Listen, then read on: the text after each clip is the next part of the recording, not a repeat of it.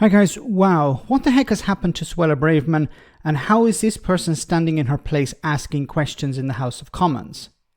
So the former Home Secretary stood up in Parliament and asked a very legitimate question about the two-child benefit cap.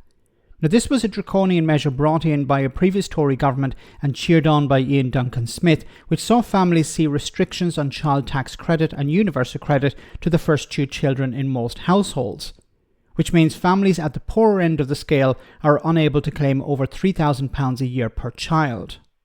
Suella Braverman wants it scrapped. Has she suddenly grown a heart? I don't think so. Have a listen.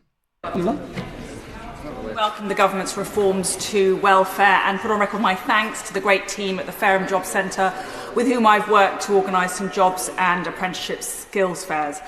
A child growing up in poverty, Mr. Speaker, is more likely to have worse literacy, numeracy, health and job outcomes and a shorter life expectancy than the national average. Mr. Speaker, isn't it right that the single biggest, most effective thing the government could do now is to scrap the two-child benefit cap?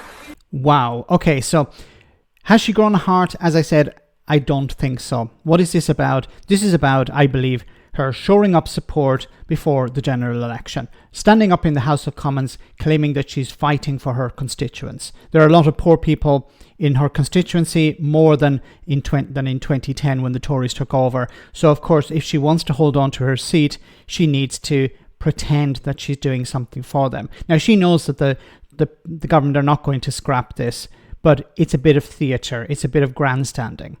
We know that she has voted against measures to help the poorest in society. So you can't turn around now and claim that you actually care about these people.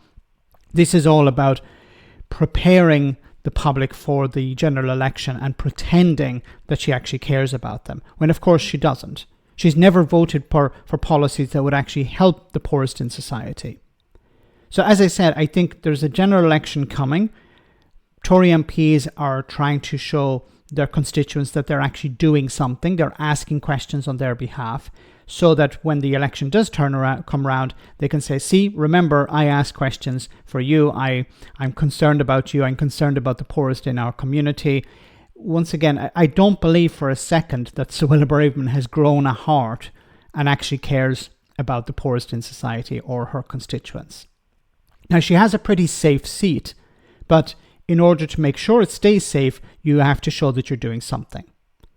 But will it work? Well, I don't think so, because she'll probably hold on to her seat, but generally for the Conservatives, talking now at this last moment, the last minute before the general election, that they actually have done something, that they care, isn't going to resonate with voters. The public want change.